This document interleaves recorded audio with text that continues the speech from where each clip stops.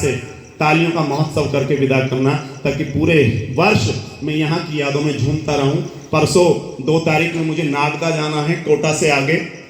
आपकी तालियां वहां तक मुझे संबल देंगी। मैं छंद पढ़ता हूं साहब, सुनिएगा।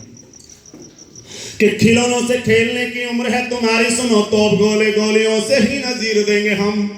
जवाब सुनना, अगर लगे कि क्रांतिधरा मेरठ के बेटे को इस भाषा में जवाब देने का अधिकार है तो तालियां देना। कि खिलौनों से खेलने की उम्र है तुम्हारी, सुनो तोप गोले गोलियों से ही नजीर देंगे हम। खाला का तुम्हारी घर नहीं है ये कश्मीर, दावते वलीमा नहीं है जो खीर देंगे हम। और जारदारी बेनजीर भुट्टो के सपूत सुन। अब ये मत कह देना कि साहब दुश्मन को सपूत क्यों लिख दिया। अगर आप कहेंगे तो मेरा जवाब होगा कि ये आर्यों के संस्कार हैं, हम दुश्मन को भी सम्मान देते हैं। मात्राएं कपूत में भी आचार्य श्री इतनी होती है, लेकिन मैंने सपूत लिखा आर्यों के संस्कार को बचाकर कविता की। तब तालियां देना। जरदारी बेनजीर भुट्टो के सपूत सुन, जरदारी बेनजीर भुट्टो के सपूत सुन।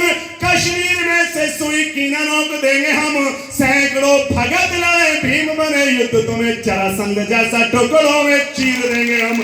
जरासंध जैसा टुकड़ों में चीर देंगे हम, जरासंध जैसा टुकड़ों में चीर देंगे हम। अच्छा, गलती उसकी भी नहीं साहब, आचार्य श्री गलती उनकी भी नहीं है, क्योंकि उस बेचारे को संस्कार दिए नहीं गए। वहां शादी से पहले भाईजान, और बाद शादी हुई तो भाई हट गया, बस जान ही जान। ताली बजाओ, बात अच्छी लगी हो तो। और हम वो लोग हैं, हमारे वो लोग हैं जिस बेटी को, जिस बहन को एक बार बेटी या बहन कह दिया मर जाएंगे, लेकिन जिसको बहन बोल दिया पूरे जीवन उसको बहन की दृष्टि से ही देखते हैं। ये आर्यों के संस्कार हैं। तब संस्कारों वाली कविता पढ़ता हूं, सुनना साहब।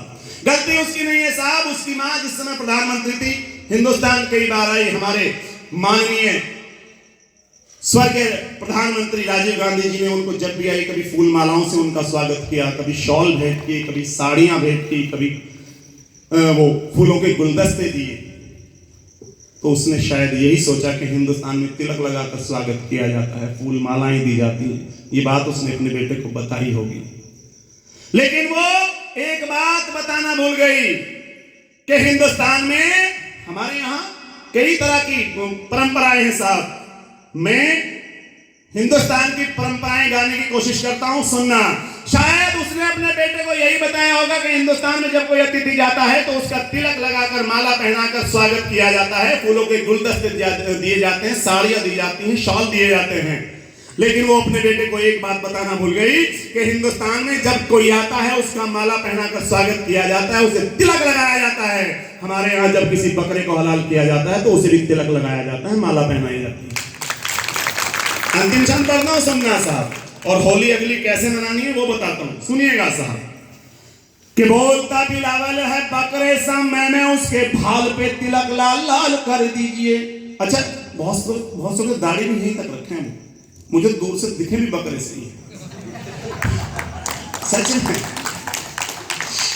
बोलता बिलावल है बकरे सा, मैंने उसके भाल पे तिलक लाल लाल कर दीजिए। काली कमा भारती बलि कबूल कर लेगी, कुर्बानी भुट्टो की कमाल कर दीजिए।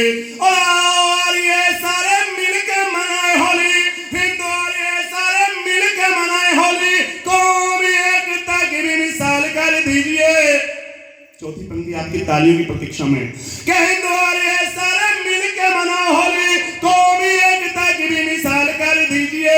मातृ भारती को होगा होली का ये तो पाउस, बिलावल को होली पे हलाल कर दीजिए, बिलावल को होली पे हलाल कर दीजिए, बिलावल को होली पे हलाल कर दीजिए।